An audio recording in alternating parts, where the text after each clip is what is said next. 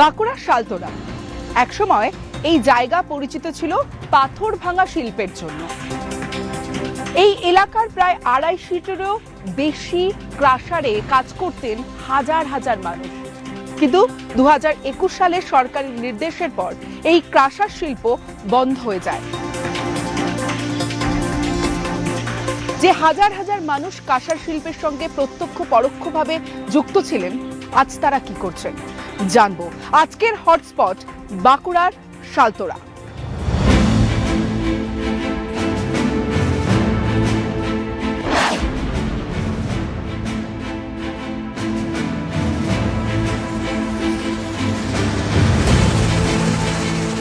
একসময় বীরভূমের রামপুরহাট পাঁচামির সঙ্গে সমানে সমানে টক্কর দিত এই শালতোরার পাথর ভাঙা শিল্প অর্থাৎ ক্রাশার শিল্প। কিন্তু অধিকাংশ পাথর খাদানের বৈধ অনুমতি নেই এই অভিযোগে 2021 সালে রাজ্য সরকার শালতোরায় পাথর উত্তোলন বন্ধ করে দেয়।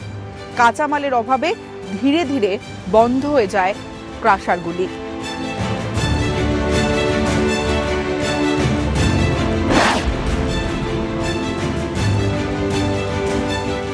একের পর এক ক্রাশার যখন বন্ধের ছবি দেখাচ্ছি আপনাদের এবং বলছি আপনাদের, তখন চলতে চলতে দেখলাম যে একটা ক্রাশার চলছে।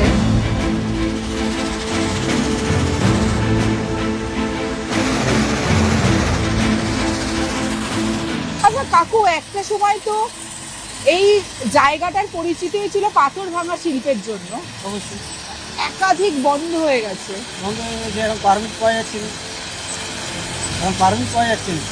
আর এখানকার এত মানুষ মুসলিমেও কয়েকটি পারমিট পেয়েছে খাদান, এগুলোর থেকে চলছে ভাগ ভাগ করে, আর বাকি সব বন্ধ।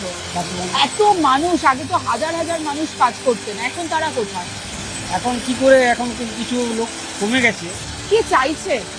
চাইছি কাজ হোক, আমরা কাজ পেটের দায়ে তো কাজ করছি, তো কাজ তো না হলে। আচ্ছা একটা সময় তো সব কটা বন্ধ হয়ে গেছিল, তখন কি করতেন? অন্য কাজ করতাম, ওই রাজমিস্ত্রির সঙ্গে পড়াশোনায় কাজ করতে, মানে কোনো ঠিক না। এখন মানে এখানে তো কোনো কাজ তো নেই, হয়তো মাসে 2 দিন 4 দিন কাজ পাচ্ছে, তো কাজের জন্য সব চলে গেছে, বাইরে চলে গেছে, মানে পরিযায়ী হয়ে। হ্যাঁ হ্যাঁ, সব পরিযায়ী শুরু হয়ে গেছে। কি চাইছেন? চাইছি যে ভালোভাবে সব চলুক, এখানে আবার যে সবাই চলে গেছে বাইরে, তারা সবাই আসুক এখানে। এখানে সবাই, আমরা তো মনে করুন এখানে কাজ করে খাই, তো আমরা তো বাড়ির ছেলেদেরকে পড়াশোনা খাবার ঠিক মতো তুলে দিতে পারছি না, তো সব যদি ঠিক মতো চলে তাহলে আমরা সেটা পারবো সবাই খেতে। মানে যেখানে আগে এই জায়গার পরিচিতই ছিল হচ্ছে ক্রাশারের জন্য, হ্যাঁ ক্যাসারের জন্য বহুত মানুষ করে খেত, আর এখন তো মাত্র একটা ক্যাসারে 4টি লোক লাগে। আর আগে তোমার একটা ক্যাসারে গাড়ি লোড করতো 10-12 জন, প্লাস আরও যারা চালাইছে ওই মালটা পড়তো তো নিচে, প্লাস ওইটা মাথায় করে ফেলতো বাইরে, আর সেটা তো বেলতে ফেলতো, আর এখন পাই না। তারপরে তো বেশিরভাগই বন্ধ। এই শালতোরায় এখানে খাদান কর্মী, পাথরের খাদানে যারা কাজ করেন সেই কর্মী ভাইদের সাথে কথা বলেছিলাম। আমি গত 2 মাস ধরে এর উপর কাজ করেছি। মুখ্যমন্ত্রীর দপ্তর থেকে সরকারি বিভিন্ন বিভাগ, সংশ্লিষ্ট দপ্তর আধিকারিকদের নির্দেশ দেওয়া হয়েছে যে পুরো প্রসেস রিভিউ করে আগামী 2 মাসের মধ্যে সব কাজ চালু করে বাড়তি 25,000 লোকের কর্মসংস্থানের ব্যবস্থা করতে হবে। কথা দিয়ে কথা রাখার নাম তৃণমূল কংগ্রেস।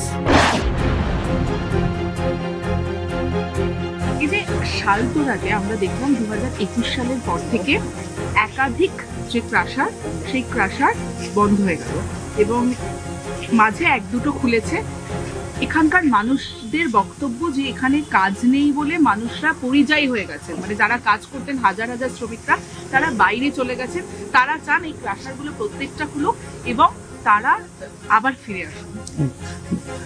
কেসার আমাদের মাননীয় অভিষেক বন্দ্যোপাধ্যায় এসেছিলেন, উনি কথা দিয়েছিলেন যে আমি 1-2 মাসের মধ্যেই কেসার চালু করে দেব। তো উনি কথা দিয়ে কথা রেখেছেন। মোটামুটি যে সকল প্রসেসিং ছিল 20 থেকে 25 দিনের মধ্যেই সেইগুলো টেন্ডার ভিত্তিক সরকারি যে প্রসেস আছে, সরকারি প্রসেসে বিডিং হয়েছে। বিডিং হয়ে এখনও প্রসেসিং যে কাগজপত্র যে সকল ব্যাপারগুলো থাকে সেইগুলো চলছে। কেসার অলরেডি চালু, এতে মানুষের সেরকম কোনো প্রভাব নেই। আস্তে আস্তে চালু হচ্ছে, একটা বুঝতে পারছেন মোটা অঙ্কের পরিমাণে চলে গেছে। সেই যেরকমভাবে ভরছে সেই রকমভাবে আস্তে আস্তে একের পর এক চালু হচ্ছে। একটা অভিযোগ ওঠে যে ভোট যখনই আসে তখনই ক্রাশার নিয়ে একটা রাজনীতি চলে, তারপরে ভোট শেষ হয়ে গেলে আবার জিজ্ঞেসি। এর ফেক, এটা চন্দনাবাড়ি আমার মাননীয় বিধায়িকা 2021-এর চন্দনাবাড়ি, উনি গরিব দুঃখের কথা বুঝেন না। উনি একটা ব্লাস্টিং হয়েছিল পেটের জ্বালায় কোনো মোটর সাইকেলে ডিটেনেশন, তো সেটাকে নিয়ে উনি এনআই করে দিলেন। পাথর যদি অ্যাকচুয়াল বন্ধ করেছে সেটা চন্দনাবাড়ি করেছে, তৃণমূল এখানে কোনো কিছু করেনি।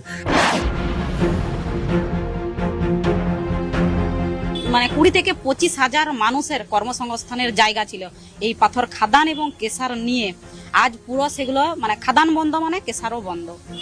এখন 2-একটা খাদান মানে ওই লিজে নিয়ে পরে মানে আমাদের যিনি অভিষেক বন্দ্যোপাধ্যায় এসেছিলেন এবং উনি বলেছেন যে লিজ নিয়ে পরে যে সরকারি যে জায়গাগুলোতে যে খাদানগুলো আছে সেগুলো লিজ নিয়ে পরে চালানো হবে।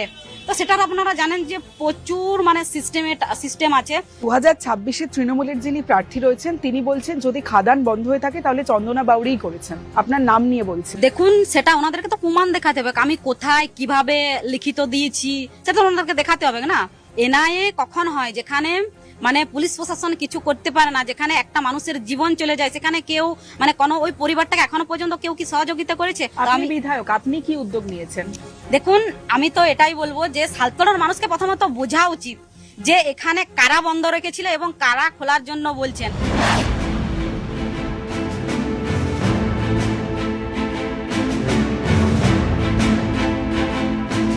নিউজ 18 বাংলার হটস্পটে আপনারা দেখলেন, আপনারা শুনলেন যে ক্রাশার শিল্পের সঙ্গে যুক্ত মানুষজনের কথা, শাসক বিরোধীর কথা।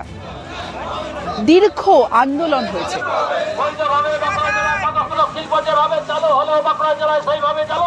এখন দেখার ভোট এলেই এই ক্রাশার শিল্প নিয়ে রাজ্য রাজনীতি সরগরম হয়।